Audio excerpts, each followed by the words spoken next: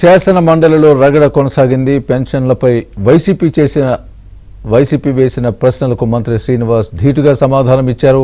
YCP ప్రభుత్వంలో జరిగిన స్కాముల గురించి టీడీపీ ఎమ్మెల్సీ పంచుమర్తి అనురాధ ప్రస్తావించడంతో కొద్దిసేపు గందరగోళం నెలకొంది.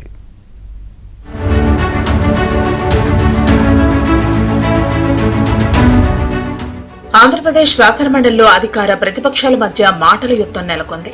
వైసీపీ ప్రభుత్వంలో స్కాములు చేశారంటూ టీడీపీ సభ్యులు సభ ముందుకు తీసుకొచ్చే ప్రయత్నం చేయగా వైసీపీ సభ్యులు అడ్డుకున్నారు. కూటమి ప్రభుత్వం అధికారంలోకి వచ్చిన తర్వాత పెన్షన్లను తగ్గించారని వైసీపీ సభ్యులు వేసిన ప్రశ్నకు మంత్రి కొండపల్లి శ్రీనివాస్ సమాధానమిచ్చారు. వైసీపీ పాలనలో 24 లక్షల మందికి పైగా పెన్షన్లు తీసేశారని, కూటమి ప్రభుత్వం అధికారంలోకి వచ్చిన తర్వాత ఎవరి పెన్షన్లు తీసేయలేదన్నారు. ఈ రోజు గతంలో చూసుకుంటే 2019 నుంచి 2024 వరకు సుమారు 24 లక్షల పెన్షన్లు వాళ్ళు తీయడం జరిగింది అధ్యక్ష. దాని కూడా నా దగ్గర ప్రూఫ్స్ ఉన్నాయి, దాని రికార్డు ఉంది. ఏర్పడిన 10 నెలలకి ఈ రోజు పెన్షన్స్ ఎంత తీసాం అధ్యక్ష? వాళ్ళు చెప్తున్నటువంటి వాస్తవాలు అబద్ధం అధ్యక్ష. ఈ రోజు వాళ్ళు చెప్తున్న డిఫరెన్స్ ఏదైతే ఉందో అందులో 1,80,000 మంది కాలం చేసి స్వర్గస్థులు అయ్యారు అధ్యక్ష. దాని నిమిత్తమే వాళ్ళు పెన్షన్ క్యాన్సిల్ అయింది. నిజంగా పెన్షన్ క్యాన్సిల్ అయింది 14,000 మంది. అందులో 10,000 మంది శాశ్వత పర్మనెంట్ మైగ్రేషన్, వాళ్ళ గ్రామం నుంచి వేరే గ్రామంకి వెళ్లిపోయిన వాళ్ళు. ఇదిలా ఉంటే వైసీపీ ప్రభుత్వంలో జగనన్న కాలనీల్లో జరిగిన అవినీతిపై విచారణ చేస్తున్నామన్నారు మంత్రి కొలుసు పార్థసారథి. విజిలెన్స్ విచారణ పూర్తయిన తర్వాత తగిన చర్యలు తీసుకుంటామన్నారు.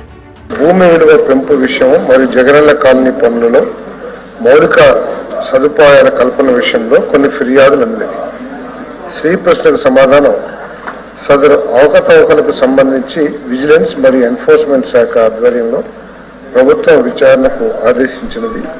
సదరు విజిలెన్స్ మరియు ఎన్ఫోర్స్మెంట్ శాఖ ఆయా జిల్లాల్లో విచారణ జరుగుతున్నది. సదరు నివేదిక రాగానే సంబంధిత తగు చర్యలు తీసుకొనబడింది. జేరావర్లో 2019 నుంచి 2024 వరకు జరిగిన స్కాముల గురించి టీడీపీ ఎమ్మెల్సీ పంచుమర్తి అనురాధ లేవనెత్తారు.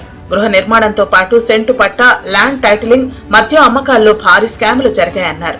5 ఏళ్ల పాటు అంత లేకుండా అవినీతి చేశారని మండిపడ్డారు.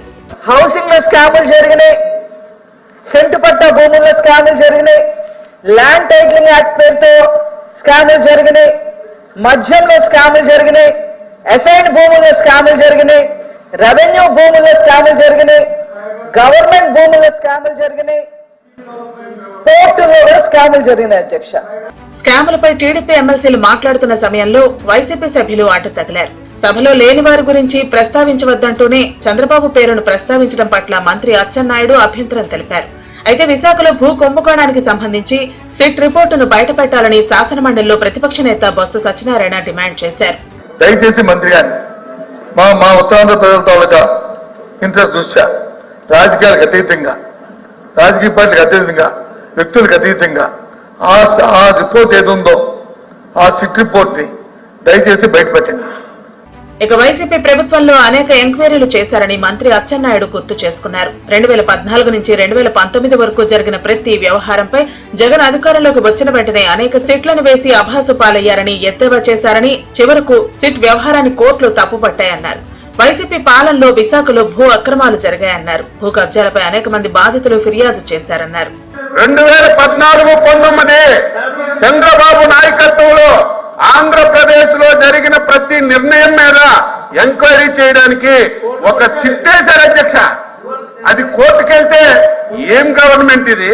ఎప్పుడైనా దేశంలో ఉందని చెప్పి ఆ చేసినటువంటి సిట్ ను రద్దు చేసింది అధ్యక్ష. ఇవన్నీ జరిగాయి, ఇవన్నీ జరిగాయి. మీరు అనేటట్టుగా విశాఖపట్నం అధ్యక్ష, అది ప్రొలాంగ్ అవుతుంది. మీరు వచ్చారు, మీరు చేయలేదు. ప్రశ్నోత్తరాల సమయం ముగియడంతో మండలిని సోమవారానికి వాయిదా వేశారు చైర్మన్.